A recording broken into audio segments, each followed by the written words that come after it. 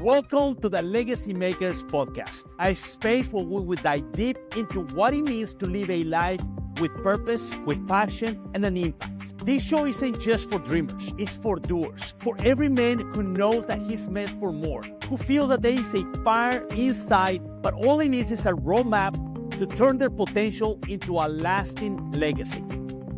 This podcast is for you, the man who is ready to turn something that outlasts him, changes lives, and shapes futures. Whether you are just starting on the journey or are already on the path, our mission is simple: to equip you with a mindset, the tools, and inspiration you need to become a true legacy maker. Each episode will be packed with insights, stories, and strategies to help you unlock your potential.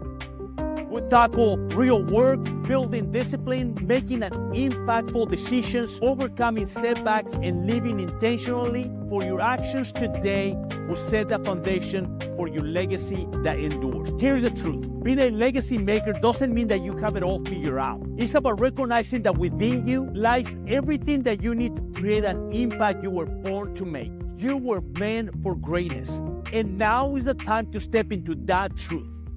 So wherever you're listening, remember this: the power to leave a legacy is already inside of you. This podcast is here to help you unlock that potential step by step. So let's build something extraordinary together. Everything was comfy and cozy, and I was eating from my mommy lived right next door. Grandma lived right next door to her, and I was eating off her table 3 times a week, and it had a nice, comfortable job, and everything was going very, very well. I was as comfortable as a pig in the pigsty. Many of us are in a comfort area. Okay, we struggle at times, but in a sense, we're comfortable. This is the Legacy Maker Show. Hey, welcome everyone to the show. Today's episode is actually episode 5, believe it or not. And we will dive into trading comfort for a purpose, a legacy built in the unknown. And to do that, I have the absolute honor, pleasure, privilege, and joy of my heart to introduce someone who is truly a remarkable man. He's a dynamic business owner with an incredible story that I believe is going to resonate with you. For over 13 years, he served as a devoted missionary, impacting so many lives, including the lives of so many orphans. But that's not all. He also is one of the most talented musicians I've ever got the pleasure to hear. And I don't know, we don't have a lot of time, but I'd love for you to hear at one point his incredible guitar playing and all the instruments that he gets to play. But beyond his professional and creative pursuits, he's also a loving father of 2 amazing daughters, and a proud godfather of 2 precious little girls, a sports girl. And if that's not it, he loves to read and continue to expand his knowledge on any area and facet of life. His passion seems no bounds. But if that was not impressive enough to any of you, he is actually my brother-in-law, because he's a devoted husband for over 30 years to my amazing sister.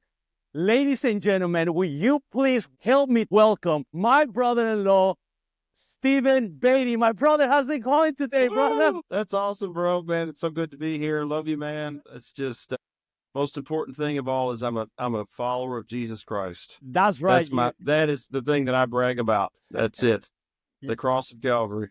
Amen. Amen. Man, I am so glad that you made time. I know you are busy with Smack on your day, but I'm just really grateful that you're here. I know whatever you're gonna say is gonna touch a lot of lives, and I'm just really honored that you just decided to join me on this podcast today. So thank you so much. My pleasure. It's an honor to be here, and can't wait to get into this. Unpack some good stuff here. Yeah. So Steve, why don't you just share with everybody a little bit about your life before you step into the unknown? And we're going to get into the unknown in a minute, but what was your life before that happens? And what was your comfort zone at that moment? How did your life sort of like transpire? Yeah, great. Well, I grew up in a really strong Christian environment. I was born into Christianity. There's such a thing as almost being born saved. I think that was me, and I had great, tremendous godly influences in my life, and went to a very strong, charismatic Christian church, and that had a real strong focus on pursuing Christ and whatnot. And I kind of say it like this. I had visited Italy but I wasn't an Italian. I had not gotten my citizenship yet. I had experienced a lot of things there. I'd gone over, eaten the pasta and seen the people, but I hadn't learned the language and I didn't get my passport. And I married your wonderful sister at a very young age. And then the Lord came knocking on my door, and I had my becoming Paul on the road to Damascus experience where the Lord came and showed me who I was, and it just knocked me over and my desperate need for him. And that's when I really believe I was born again. I'd experienced the kingdom, but I didn't become a citizen until that day. That's In 1997, when I was 24, it was an incredible experience. And that changed the whole trajectory of my life. You know, all I'd cared about was the world and music and doing my thing and trying to make money and what have you. But there was a kingdom mindset, a little seed that got implanted in me in that moment when I was 24 years old, 1997, that began to take root and grow out of me to where I was a different man. I went in a completely different direction after that. man, that's so powerful. And what you were saying, it really touched me, because I think a lot of you that are listening, you think that um because you were born a Christian home, it's a moment, a pivotal moment in your life when you know that you know. And I think that's what I'm hearing from Steve. And I know, Steve, you actually were in a very comfortable scenario, and talking about the literal word. So you basically had a house, you live in your family compound, you have a beautiful over 50-acre property that your family owns. So you have a secure job at the time. You things were going okay in your life as far as what the naked Yeah. eye, right? I was like Jacob in Mama's tent, if you remember the story, right? Yeah. Everything was comfy and cozy, and I was eating from a mommy lived right next door. Grandma lived right next door to her, and I was eating off her table 3 times a week, and it had a nice, comfortable job, and everything was going very, very well. I was as comfortable as a pig in the pigsty. Yeah, yeah, and many of us are in a comfort area. Okay, we struggle at times, but in a sense, we're comfortable. We have our vehicle, we get out, we have it at a garage, we get in the garage, we go to our places. And so that's what that was the life, Steve. But Steve, can you tell us what is sparked that realization that it was time for you kind of to step out of this comfort zone, comfort area, this cocoon that you felt that we was a good protection, but you felt, okay, you know what? It's actually maybe time. What is sparked that? How did that happen? Almost like a pivotal moments that push you to take that leap. Get into the uncomfortable, if you will. You know, it's interesting. I felt like a stirring in my heart, and I was just bored with, being comfortable. So that pushed me into natural pursuits, and I started pursuing business and what have you. And I left a comfortable job, and going back to that experience when I was 24, I felt something come into me, and it started to nurture and grow in me. But it would grow in me for 10 years. So I'm cautioning people, you can feel that God's going to do something in your life, but you have to let it work in you and grow in you, right? I see a lot of people that um, they feel a call of God in their life and they just want to go do it right now. And it's like a lot of times God is going to build like he did with Joseph. He's been working Potiphar's house, and he's going to build his way up and be in the dungeon until he can come out and bear the mantle. And that's kind of what happened to me. We went and visited Mexico. We went down and visited an orphanage my parents had found and founded in the 1950s. My grandparents had founded in the 1950s in 2002. And when I left that place, I said, this is the last place I could ever live on earth. But I felt a tremendous burden for that place. But the devil fought me so bad, it was horrible. I couldn't breathe when I was there. I almost died. My daughter had to pray for me. It was just like the enemy knew what was happening and tried to come in like a flood when we went and visited that orphanage. And so I came back, and it was really just started working in my heart. And I just woke up in the middle of the night and I felt the Lord speak to my heart. Maybe a year and a half later, I want you to go to Mexico and take care of my kids. I want you to go to the orphanage and take care of my kids.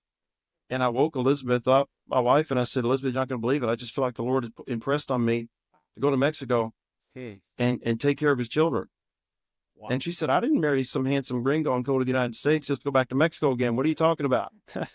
So the Lord kind of worked it in her for 6 months. And then when I kind of put it on the shelf, she woke me up in the middle of the night and said, the Lord won't turn loose on me. I can't get it out of my mind. We've got to go do what the Lord had put in you to do. So it was amazing how the Lord let her become prepared and work in her the will and to do of his pleasure to go back and do that, with us, or to go together, because it was a team effort, believe me. I could have done it without her. Wow. So that's kind of how it germinated. But it all started 10 years earlier Yeah. with that little seed of that experience, and then it grew to where God could finally use me as I began to grow and study the Bible and get more involved with him. That is so good. That is so good. And one of the things I'm hearing in many of you who may not resonate too much because you probably say, "Hey, the Lord never spoke to me." So here's what I want to submit to you. And as I'm hearing Steve, there is gonna be a moment in your life when you're gonna feel something that is a tug in your heart. Maybe start a new business. Maybe leave something that may feel that you're in the right path, but there's something inside of you that say, why don't you step into that? And what I'm hearing, Steve, is that it's something that he had to mature into, let that seed continue to mature and get into a place where he was willing to make that leap of faith. Now, and still we're gonna get this into in a minute, but you were starting to build a legacy. You have already 2 girls, and so you have a relationships in here. You had your father was a business owner on the same industry that you're in right now. And so the legacy was starting to build, and all of a sudden it's like almost like if a huge stop into that legacy.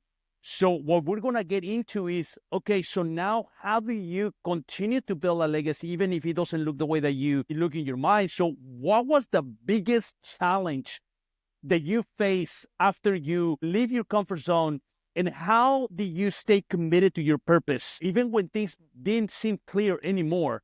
So what can you unpack? What was the biggest challenges you faced? And I'm talking about natural, spiritual, physical, anything that you find yourself a challenge, and how do you stay committed? This is what I know I'm supposed to be doing right now, and even when things didn't seem too clear for you. It took me years to unpack this.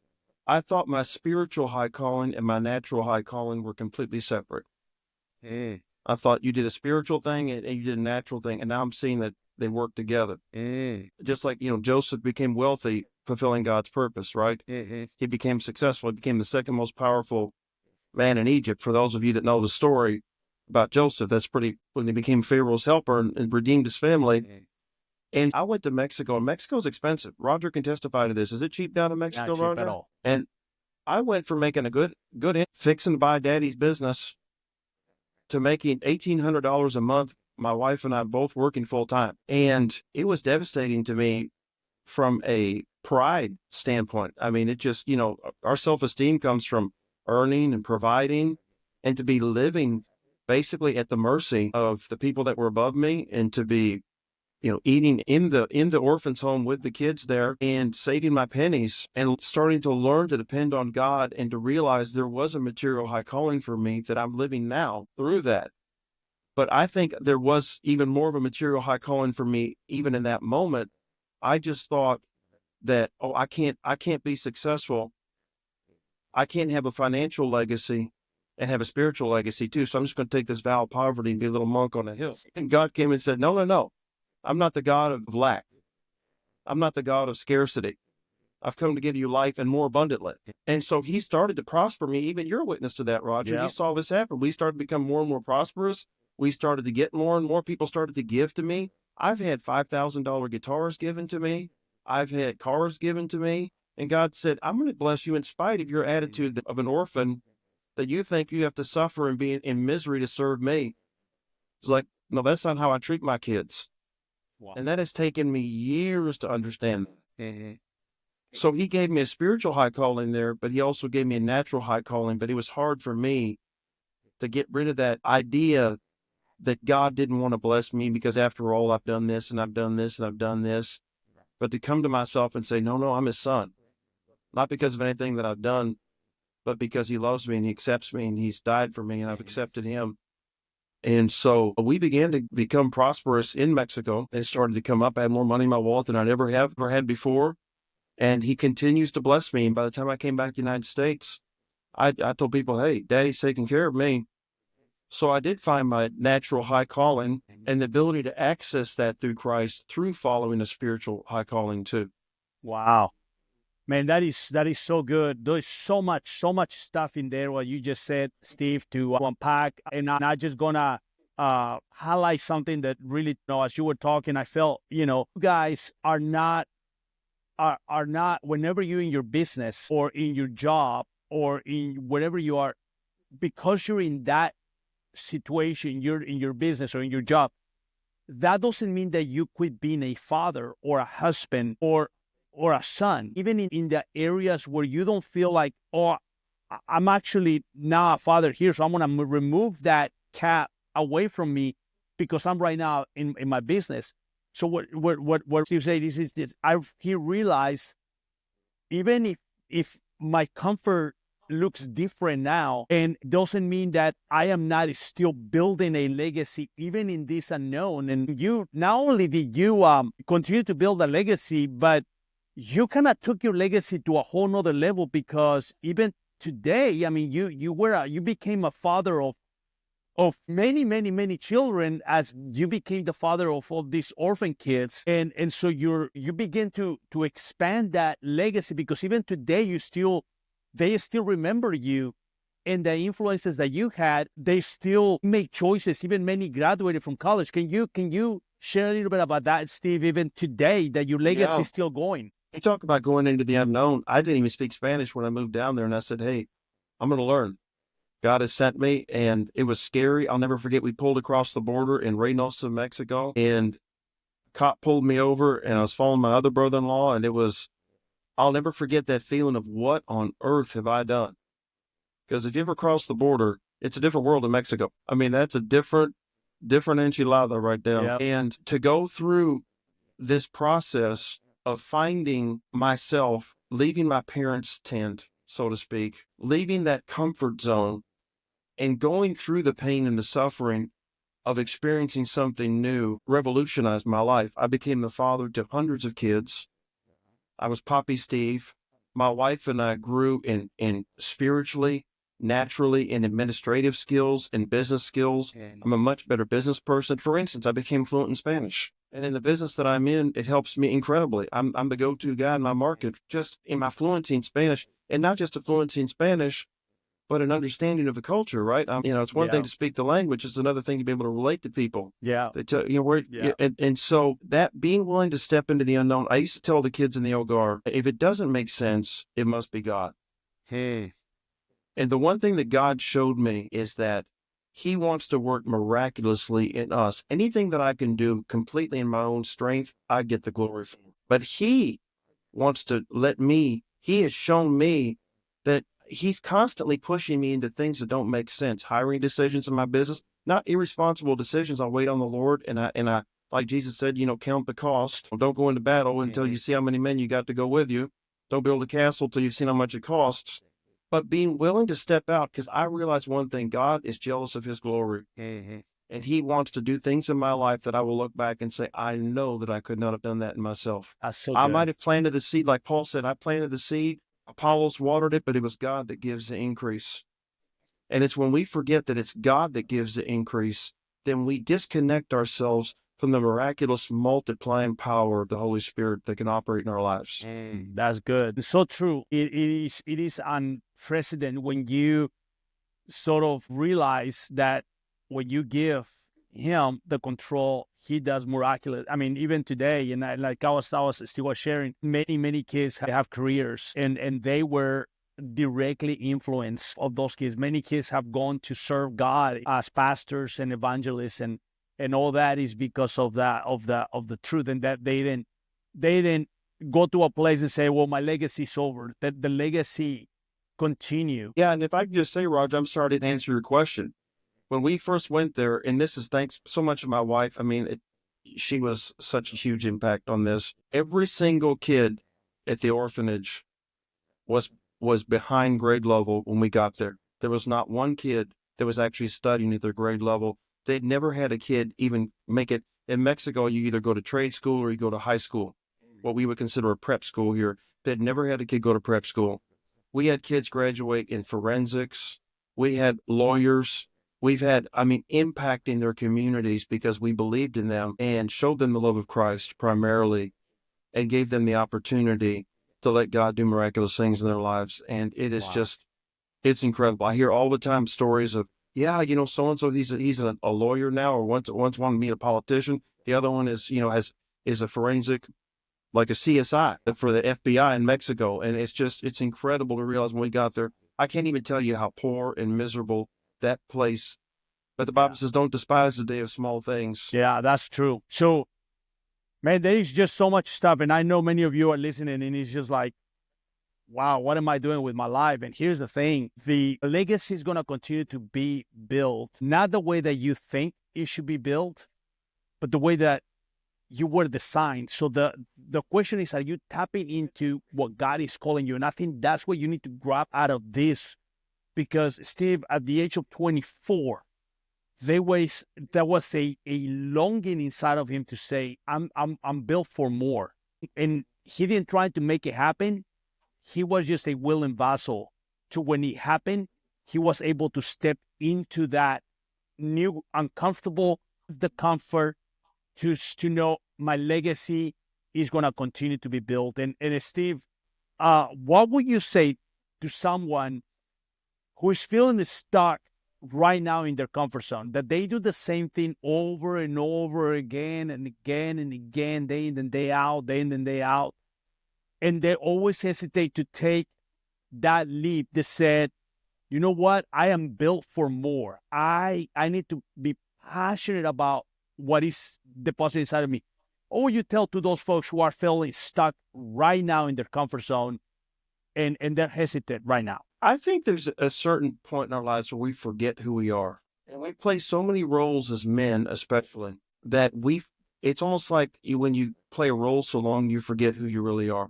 And what I would recommend is there was something inside of my heart that wanted and loved kids and ministering the gospel. I had just forgotten it because I'd been told what I needed to be. And I think to wait on the Lord and to realize that it's not going to be easy. I had typhoid, salmonella, threatened by narcos. I didn't have air conditioning for the first 5 years we were there. We would freeze up in the mountains in the wintertime. We didn't have water for a year. It had to be piped in, collecting rainwater. Didn't have internet for the first year that I was there, and it was the best time of my life. That it is not going to be easy. But I was thinking about something a wise person told me. He said, you are going to have pain in this life. There's only two types of pain. There's the pain of discipline and the pain of regret. And the pain of discipline is temporary, but the pain of regret is forever. And I had a fear inside of me that I did not want to look back on my life and realize that I sold out to the comfort king, because there's a God we worship in America. Let's be honest. It's a God of comfort. I mean, it's got to be the perfect temperature. We've got to eat good. We cannot stand to not be comfortable. And to realize that you cannot be comfortable in your spirit. I mean, what did Jesus do that when he got baptized? The first thing he did was go off. It said the Spirit drove him up into the mountains, and he fasted for 40 days. Let me tell you something. Roger hasn't said this. He's fasting right now. I just got off a fast. I dare anybody to try fasting for 40 days. And was that comfortable? But you have to, if you can empty yourself out and get deep enough. I was thinking about how, faith is the substance of things hoped for. That faith is believing that God is, and that he is a rewarder of those that diligently seek him. I was thinking about that word diligently means to crave, to desire above all else. And if you can start to what I started to do is I started to quit watching so much TV, quit being so obsessed with sports, quit just thinking about sex and all these things all the time, and would get away with God. And it's at that point that I had that dream, and I knew, and he spoke to me, and I needed to go, that I could empty myself out enough to realize my purpose in my life. And I knew what it was, but it had been hidden. I hid it in my heart when I was a little kid. That desire had to be like my grandpa, the street preacher, because I've been told and told and told. It's there if you Yeah. look for it, and you can let the Lord show it to you. Yeah. That is really, really good and so insightful. And some of you, it's time to change, to trade your comfort for your purpose. Steve, I think to finish up, if you can just tell them where you at today after that journey, for people to say, well, how did it end up? And you're still on that journey right now to build legacy. In fact, you have grandkids now and all. But where are you at today? And what is the last thing you want to tell everyone who is listening to you, who is in a comfort spot, that is hesitate to take that final leap into their own destiny and purpose? Let me just say, and C.S. Lewis said, how boring and predictable are the lives of the dictators and the despots, but how gloriously unique are the lives of the saints. Sin is predictable, but the life of a saint is glorious and unique, and everybody has their own journey to walk if they'll let God take them on that journey. And right now, I came back. The Lord worked miraculously. I own an Allstate agency. We're doing fantastic, growing a very successful Allstate agency now in Southern Indiana. That's a whole podcast and just how the Lord worked that. I came back at 48 years of age, and people told me, "Oh, what are you going to do now? Nobody's going to blah blah blah." And I said, "Oh, that's not who I am. That's not who my daddy says I am." And I got an agency right in my town. Everybody said that was impossible, established, and it's been fantastic. Every year has been growth. I feel more alive in my ministry than maybe ever ministering to people in my church, in a small group. Now I had to realize I don't have to be a professional preacher or minister to minister in the kingdom. Yes. And I can minister just as much pursuing a natural high calling as if I'm being a minister for a living. But if I could just say anything, just realize that without faith, it's impossible to please God. And faith is the actionable proof that you believe in Him. And if you will put and trust in Him and let Him show you and give you the vision and walk in that, I would never want to be comfortable again. In fact, I think of ways right now every day in my life not to be comfortable, because being comfortable with being uncomfortable will be the biggest key to being wildly successful in this life, spiritually and naturally. Be comfortable with being uncomfortable. That's really good. That's really good. Thank you. Thank you, Steve. And just to close up today, I want to tell each and every one of you who is listening, if you are stuck and you feel like your life has no meaning, it may be, and we're not talking about going to Africa to serve as a missionary if that's not your calling. But what I am going to ask you is, God has deposited inside of you a spark of life to do that which you were created to do. And if you feel that what you're doing, it doesn't have any purpose, I would just submit that it's time for you to dig deep inside of you and begin to live a life where if you're in your job for 30 years, it may be time that you change your view to that job and begin to bring life into that job. And that is stepping out of your comfort zone. If stepping out of your comfort zone is saying good morning to every single person you see at your job, in the cafeteria, or at lunchtime, then step out of the comfort zone. Do the things that you are not normally comfortable doing. And that's what we're talking about. Because today was all about stepping out of everything that you believe. And when Steve did that, his legacy continued to build even a higher realm that he never even thought that he could reach. And when he gave out of that joyful desire to please Him, then God turned back to him 1,000 times more. And you heard what the Lord is doing in his life. If you want to hear more about Steve's life, send me a message. I'm more than happy to connect you with him. He has incredible journey and story. Steve, thank you so much, brother, for sharing My with pleasure. us. Love you, man. I really enjoyed it. Te quiero mucho. Te quiero también, and hopefully we get to see you soon.